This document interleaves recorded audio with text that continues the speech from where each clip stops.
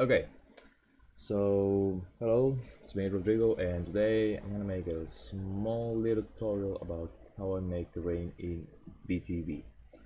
So basically, when I'm making a BTB stage and I wanted to have a terrain, like for example here, this is the Sleeping Warrior stage, and we have some of these big mountains we can see, and all this basically empty terrain.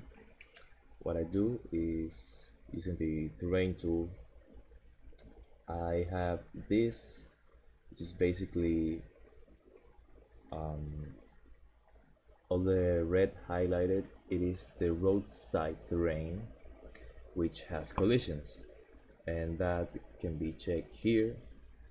um, One thing, I for this roadside terrain, because of the way BTB works, it's kind of like, okay, so this highlighted section in one space is one, let's say, object.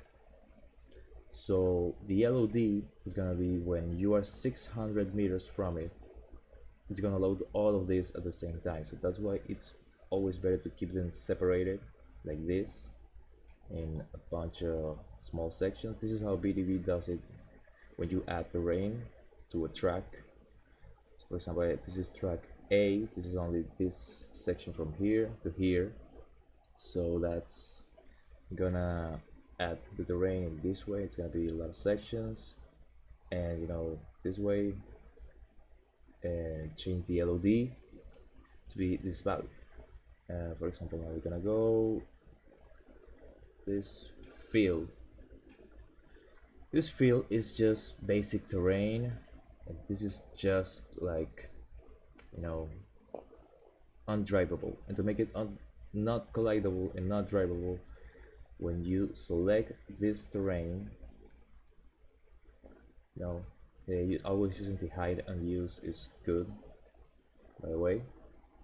So not drivable and not collidable, that is going to make that this is just geometry, basic geometry, and that's not gonna have physics. So that's very good. And also having it separated, because with a very high LOD value, because this is just basically geometry, so it's not gonna eat a lot of resources from your computer. For example, here I did something a little different, because on the materials aspect, because all this is to one background image, the big background image, because of how it looks. It doesn't really have to have more detail, but this uses a bit more detailed background image, which is different, and that's just the materials. You go and you select the ones you want to have one material, and you apply your material, and here you select this one and you apply the other materials to it.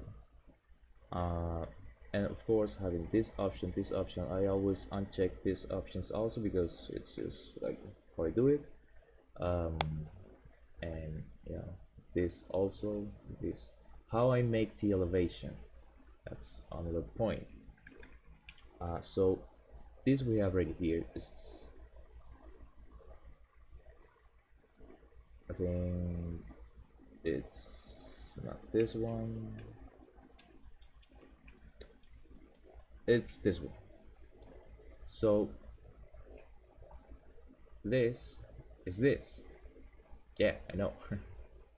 So by basically using this, adding background image and adding that one, this as a background image, and placing it more or less in the same space, you can then use the different shape modifying elements, splitting the faces into more, make it more detailed.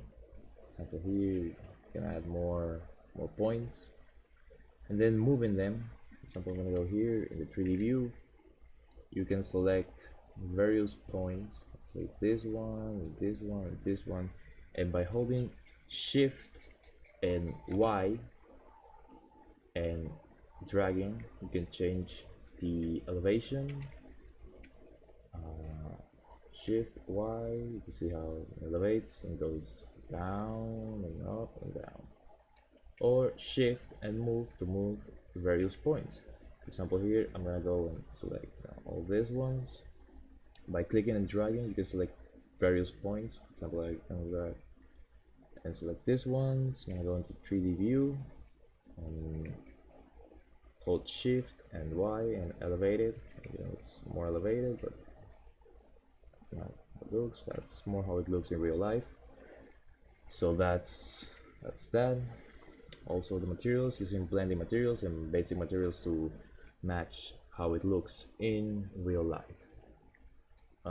Apart from that, the background image, and I think that's basically it for faraway material.